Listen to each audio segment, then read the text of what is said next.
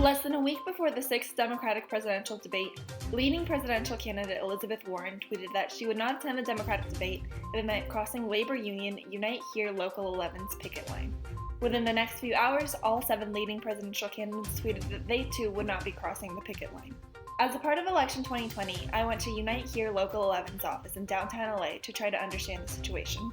My name is Susan Minato, and I'm one of the co-presidents of Unite Here Local 11 here in Los Angeles. Hi, I'm Angela Fisher. I'm a prep cook at LMU working for Sodexo. Why did you decide to organize this protest on December 19th? Absolutely. So the contract between Sodexo and Unite Here Local 11 expired in April of 2019. Co-President Minato told me that negotiations between Sodexo and Unite Here Local 11 began in March of 2019. In April, their previous contract expired. Then on November 13th at 12 p.m., news broke that the 6th presidential debate would be held at LMU due to local union protests at the previous host university, UCLA. That same day at 3 p.m., Unite Here held its first protest at LMU.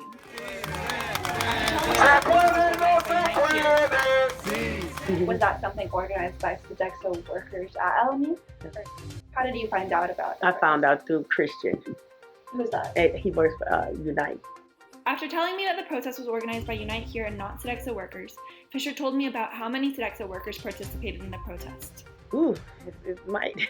We've had probably about 15, 20 workers. When I asked her if this was the majority of Sodexo workers, she said, No, it's not. We had hoped, however, that because we were asking for a living wage and just improvements in healthcare for the most part, that we would be able to finish the contract negotiations last week.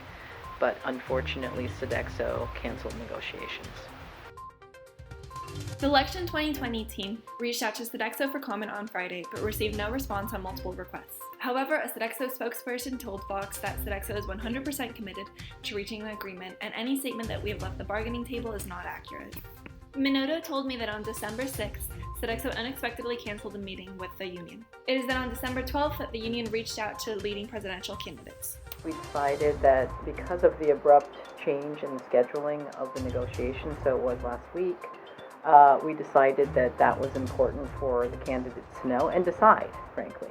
And so we sent letters to the campaigns telling about the situation, and the first to respond was Elizabeth Warren's campaign, and she set the tone by saying she will not cross the picket line, which we thank her very much for. Minato told me that the protest on debate night has nothing to do with LMU or the DNC. Instead, it wants to use the national spotlight to pressure Sodexo into a deal. Is there any reason why you're choosing to hold this protest at LMU on the day of the debate? Well, there was also a picket last week. Yes, right? This is only 11. Wednesday. Yeah. So there have been a number of picket lines, and that's a very typical way that we express how we feel about the negotiations or other aspects of the campaign. So to clarify, is this protest in any way directed at LMU? Well, certainly this is not at LMU, nor is it at the DNC. This is at Sodexo.